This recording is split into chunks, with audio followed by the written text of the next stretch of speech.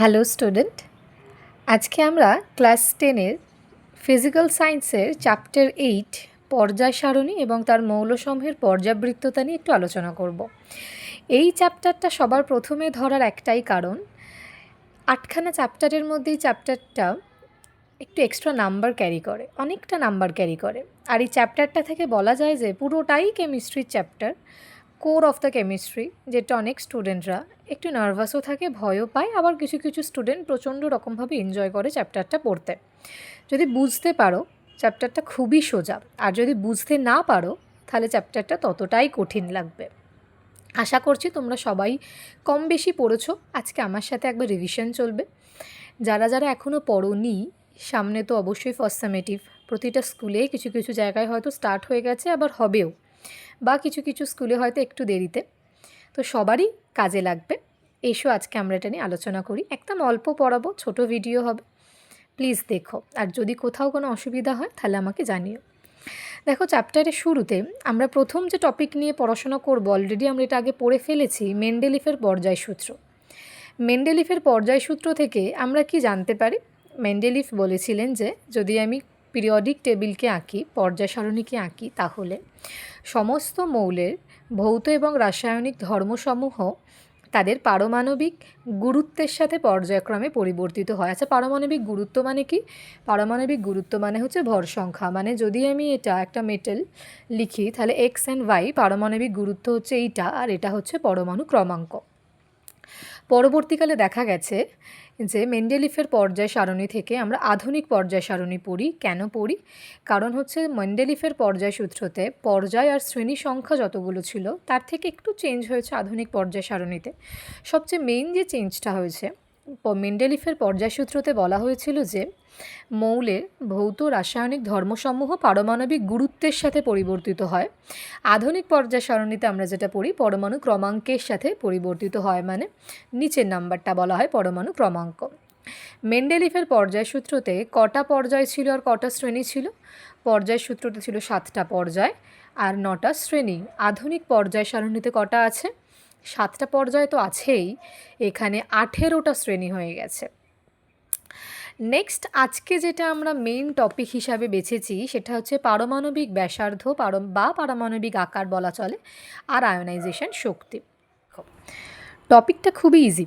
তুমি যদি প্রথম টপিকটা বুঝতে পারো then it will be very easy. পর্যায় সারণীকে তুমি যদি দেখো, অনেকটা দেখতে এইরকম হয়, তাই না? তাই তো, এইরকম থাকে না? এরম থাকে, ঠিক আছে। এই আড়াআড়িভাবে যেগুলো থাকে সেটাকে আমরা বলবো পর্যায়। কি বলবো? পর্যায়। আর উপর থেকে নিচ অবধি যেটা থাকে সেটাকে আমরা বলি শ্রেণী।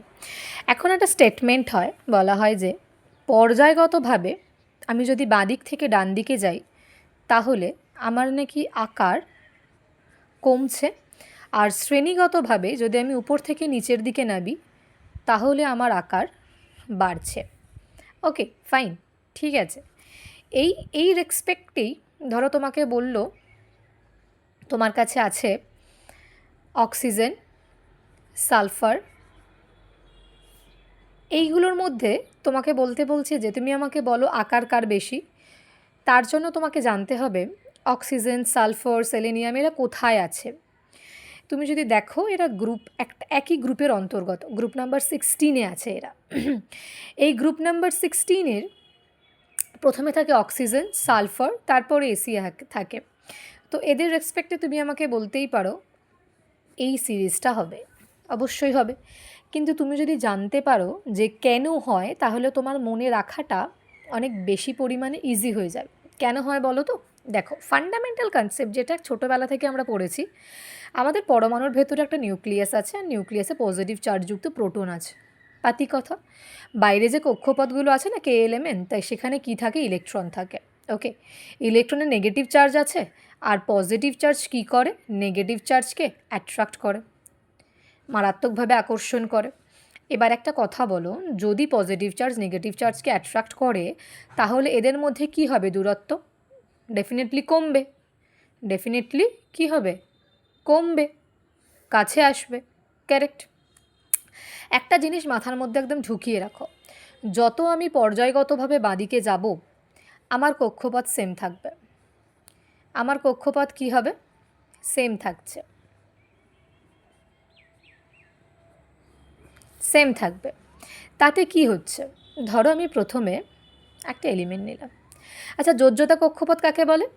একদম লাস্টের যে কক্ষপথ সেটাকেই আমরা যোজ্যতা কক্ষপথ বলবো। লাস্টের কক্ষপথটাকেই আমরা যোজ্যতা কক্ষপথ বলবো। ধরো এটা যোজ্যতা কক্ষপথ, এখানে একটা ইলেকট্রন আছে, এখানে প্রোটন আছে ডেফিনেটলি। এবার এই প্রোটনটা এই ইলেকট্রনটাকে টানছে, টানছে, ভালো কথা, টানছে। নেক্সট ধরো তোমার কাছে কক্ষপথ তো সেমই আছে, আমার লাস্টের কক্ষে যত ইলেকট্রন বাড়বে তত কিন্তু নিউক্লিয়াসে প্রোটন সংখ্যাও বাড়ছে, মানে পরমাণু ক্রমাঙ্ক বাড়ছে, সেই জন্য আমার কাছে প্রোটন সংখ্যাও বাড়ছে, ইলেকট্রন সংখ্যাও বাড়ছে। তো একটা কথা বলো, এইখানে কক্ষপথ তো সেম, ইলেকট্রন সংখ্যা বাড়ছে, এদিকে প্রোটন সংখ্যা বাড়ছে। এখানে যা ডিস্টেন্স ছিল, যদি তর্কের খাতিরে ধরেও নিই যে এখানে সেই ডিস্টেন্স আসে, কিন্তু এখানে তো ফোর্স বাড়ছে, যত ফোর্স বাড়ছে তত কী হবে?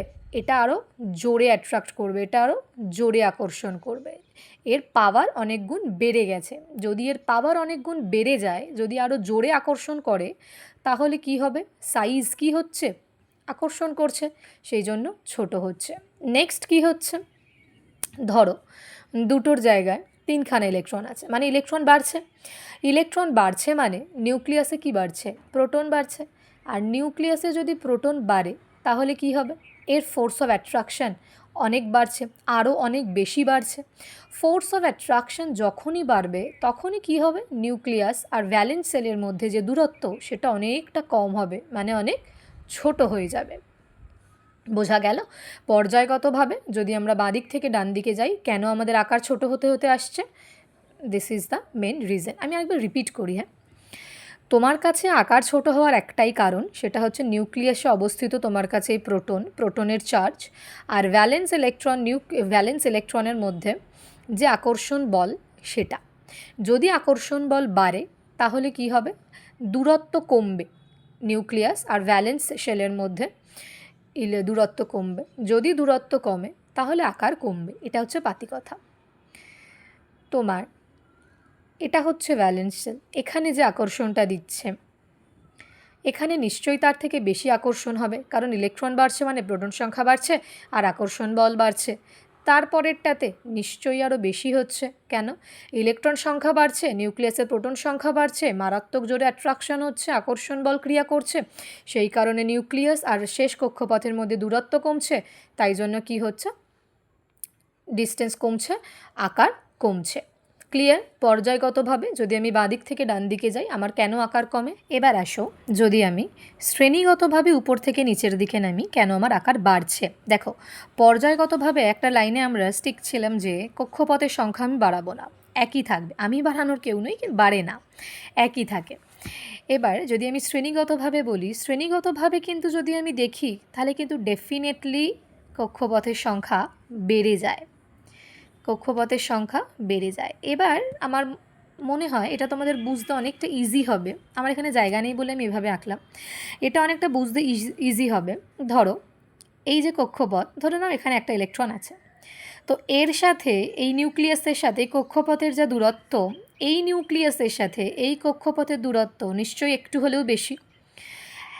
এই নিউক্লিয়াসটা একটা, ধরো সিঙ্গেল কক্ষপথ আছে এখানে, এখানে যে অ্যাট্রাকশন ফোর্সটা কাজে লাগছিল, যে আকর্ষণটা করতে পারছিল, সেম আকর্ষণ ফোর্সটা কি এখানে দিতে পারবে? দিতে পারবে না। কেন? নিউক্লিয়াস আর যোজ্যতা কক্ষের মধ্যে ডিস্টেন্স বেড়ে গেছে অলরেডি, ডিস্টেন্স বেড়ে গেছে মানে টানবে তো ডেফিনেটলি, ওর ধর্মই হচ্ছে নেগেটিভ চার্জকে নিজের দিকে টানা, অ্যাট্রাক্ট করা, টানবে তো ডেফিনেটলি, কিন্তু কম পরিমাণে টানবে, হালকাভাবে টানবে। যদি হালকাভাবে টানে এতটা ছোটও তো আকার হবে না, কমবে আকার, কিন্তু এর থেকে বড় হবে। যদি আমি এখানে আসি, এখানে ধরো আর একটা এক্সট্রা কক্ষপথ হয়েছে, একটা করে কক্ষপথ বেড়েছে, তাহলে এই নিউক্লিয়াস আর এই ইলেকট্রনের মধ্যে ডিস্টেন্স আরও অনেক বেশি। যদি ডিস্টেন্স আরও অনেক বেশি হয় তাহলে এখানেও কি করছে?